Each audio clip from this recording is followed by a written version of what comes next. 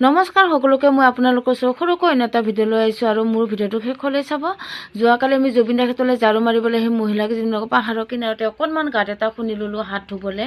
পানী বিচাৰি নাপাওঁ, লোকৰ খোৱা জোঠা বটলকে আমি বিচাৰি বিচাৰি হাত ধুব লগা হয় আৰু পানী ভৰ্তি হ'লে আজিৰ পৰা অসুবিধা নহয় আৰু ইয়াতে আমি এতিয়া হাত ধুম।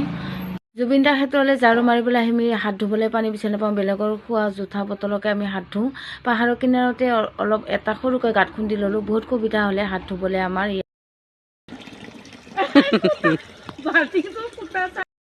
আমি গাঁতটো খুন্দাখিনিত যাতে কোনো ইয়াতে পেচাব নকৰে, বেলেগে মুখ হাত নুধুই আমি সদায় ঝাৰু মাৰি পেলাই ধুবৰ কাৰণে আমি গাঁতটো খুন্দি লৈছোঁ। এই গাঁতটো এই বাইদেউজনী বেনাৰটো বান্ধি আছে আৰু এইজনী বাইদেউ বান্ধি আছে আৰু ইফালে এই বাইদেউজনী হাত ধুই আছে, বাল্টিঙত পানী উঠাই আৰু ইজনী ধোৱা হৈ গ'ল। আজিহে ভাল লাগিছে ন বাইদেউ? ভাল লাগিছে না বাইদেউ? আজি পানী পাই আমাৰ হাত ধুবলৈ ভাল লাগিছে, নহ'লে বটল বিচাৰি ফুৰিব লগা হয়। এতিয়া হাত ধুবলৈ পানী উঠালে বহুত ভাল লাগিছে দেই আজি বাইদেউ। আজি বহুত নহ'লে বিচাৰি থাকিব লাগে পানী।